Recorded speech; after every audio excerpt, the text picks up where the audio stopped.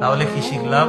মা বাবার ধমক দেওয়া যাবে না, মা বাবাকে উফ শব্দ বলা যাবে না, মা বাবার জন্য দোয়া করা, জীবিত থাকলেও দোয়া করা, মৃত থাকলেও দোয়া করা, তাদের সামনে না হাঁটা, দিনের বেলা তাদের পিছনে হাঁটা, রাতের বেলা অন্ধকার রাত্রিতে তাদের সামনে হাঁটা, কোন ধরনের বিপদ যেন আমার বাবার সামনে না আসে এরকম হাঁটা, আর চেষ্টা করা যে আমার বাবা নিচে বসা থাকবে আমি উপরে বসবো, এমনটা যেন সাধারণত না হয়।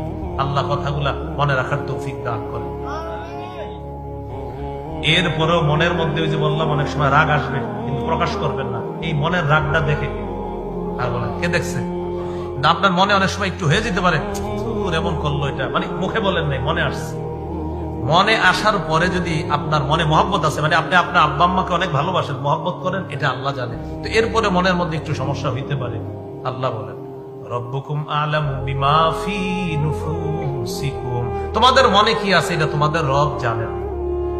ইন তাকুনু সালিহিনা, মনের মধ্যে যদি কোনো উল্টা পাল্টা হয়েও যায়, যদি তোমরা নেককার হও, ফাইন্নাহু কানা লিল আওয়াবিনা গফুরা, যদি তোমরা নেককার হও আর বারবার আল্লাহর দিকে ফিরে আসো, আল্লাহ আমার তো মনে আব্বার প্রতি একটু খারাপ ধারণা, মনে আব্বার প্রতি একটু রাগের ব্যাপার চলে আসছিল, আম্মার প্রতি একটু রাগ চলে আসছিল, কিন্তু মুখে বলেন নাই। আল্লাহ বলে আমি তো জানি তোমার মনের খবরটা, কিন্তু তুমি যে আমার দিকে বারবার ফিরে আসো বান্দা, আমি তোমার জন্য ক্ষমাশীল, আমি তোমার জন্য ক্ষমাশীল। বারবার যে আল্লাহর দিকে ফিরে আসে, ফাইন্নাহু কানা, আল্লাহ তাআলা লিল আওয়াবিনা, অনুগত বান্দার জন্য গফুরা, ক্ষমাশীল।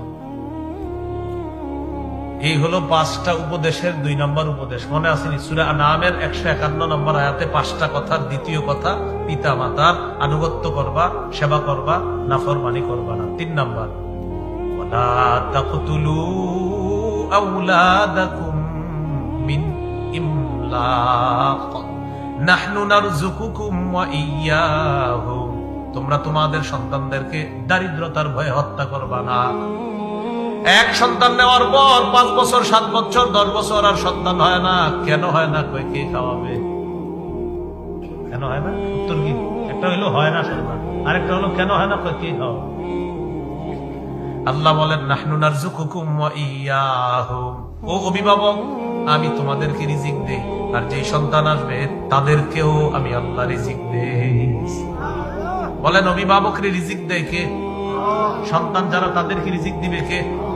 নাহনু নারযুকুকুম, তোমাদেরকে আমি রিজিক দেই, ওয়া ইয়্যাহুম, তাদেরকেও আমি।